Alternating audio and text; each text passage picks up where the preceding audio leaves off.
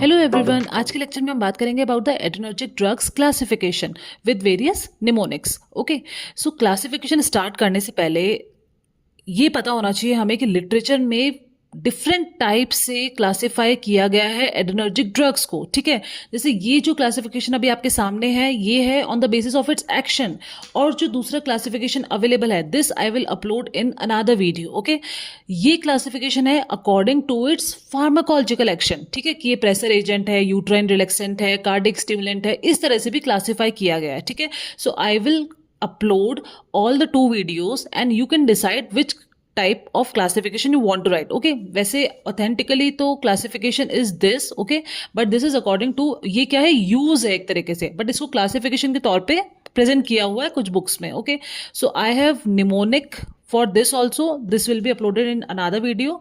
So इससे पहले हम देख चुके हैं already how noradrenaline was synthesized and all, okay, and fate and the types of receptors alpha 1 alpha 2 beta 1 beta 2 beta 3, मतलब दो types में है alpha and beta, okay, and these are G protein coupled receptors.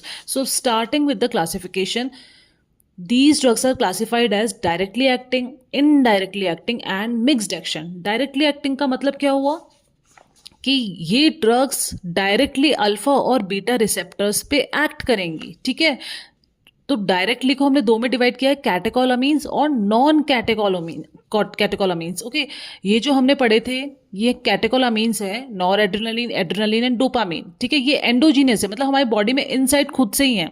तो जो बाहर से हम देंगे वो क्या होंगे, एक्सोजीनस या फिर सिंथेटिक। ठीक है, तो that's why we have endogenous and exogenous, इसको आप सिंथेटिक भी बोल सकते हैं।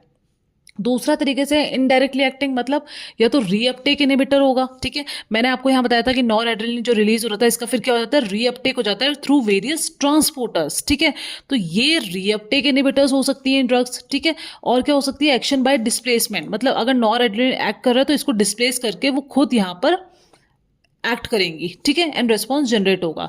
दूसरा है मिक्स्ड एक्शन। मिक्स्ड एक्शन मतलब ये दोनों तरीके से काम करेंगे। ठीक है, और इनका लाइक अल्फा रिसेप्टर पे भी एक्शन होगा, बीटा पे भी होगा, एंड दोनों तरीके से ये डायरेक्टली और इनडायरेक्टली ये काम कर सकती है। ठीक है, तो स्टार्ट करते हैं फर्स्ट डायरेक्टली एक्टिंग से, जो कि है कैटेकोलामीन्स। तो कैटेकोलामीन्स दो में डिवाइड किया हमने, ऑब्वियसली एंडोजीनियस एंड एक्सोजीनियस। ठीक है, प्रोटोटाइप ड्रग्स हैं नॉर एड्रेनलिन, एपिनेफ्रिन और डोपामिन, ये आपने पढ़ा था। ठीक है, तो सबसे पहले तो क्या होता है, जो एंडोजीनियस सब्सटेंस होता है वही आता है। ठीक है, हमेशा क्लासिफिकेशन में ये चीज़ आपको ध्यान रखनी है। एंडोजीनस के बाद वी हैव एक्सोजीनस। एक्सोजीनस में है आइजोप्रेनालिन, डोब्यूटामिन, डोपेक्सामिन और फेनोल्डोपाम। ठीक है, इसको आप निमोनिक ऐसे याद कर सकते हैं, आईडी 2, नहीं तो फाइन लग जाएगा, फाइन को आप फैन पढ़ लो, FEN। ठीक है, एक्सोजीनस मतलब अगर सपोज आप कहीं बाहर जा रहे हैं, आउट ऑफ इंडिया जा रहे हैं, ठीक है, तो आपको आपकी आईडी शो करनी पड़ेगी। ठीक है, तो उसको आप ऐसे निमोनिक बना सकते हैं, आईडी 2 नहीं तो फाइन लग जाएगा। ठीक है, इस तरह से आप याद कर सकते हैं। Then we have non catecholamines. Non catecholamines में हमने डिवाइड किया according to receptor agonistic action की सेलेक्टिव। ठीक है, अल्फा 1 पे सेलेक्टिव है या अल्फा 2 पे सेलेक्टिव है या बीटा 1 या बीटा 2। ठीक है, तो अल्फा 1 सेलेक्टिव एगोनिस्ट में क्या होते हैं, नेफाजोलिन, ऑक्सीमेटाजोलिन, फिनाइलेफ्रिन एंड जाइलोमेटाजोलिन। ठीक है, इसको आप याद कर सकते हैं। वैसे ही क्या होते हैं, सारे नेजल डीकंजेस्टेंट्स हैं। ठीक है, तो आपको नेजल में कंजेशन चाहिए नहीं, तो क्या होगा, नॉप, और नॉप का साइन क्या होता है, क्रॉस, नहीं तो नॉप एक्स। ठीक है, ये इसका निमोनिक है। फिर है अल्फा 2 सेलेक्टिव एगोनिस्ट, आपके पास है एप्राक्लोनिडिन, ब्रिमोनिडिन, क्लोनिडिन, डेक्स मेडिटोमिडिन। ये सेंट्रल अल्फा 2 एगोनिस्ट है and it is used in like in initial intubation in mechanically ventilated patient, okay, for the treatment ICU, okay, and for purpose of sedation, dexmedetomidine. This is very important, short note भी आता है और pre PG MCQ में बहुत important है ये, central alpha 2 agonist.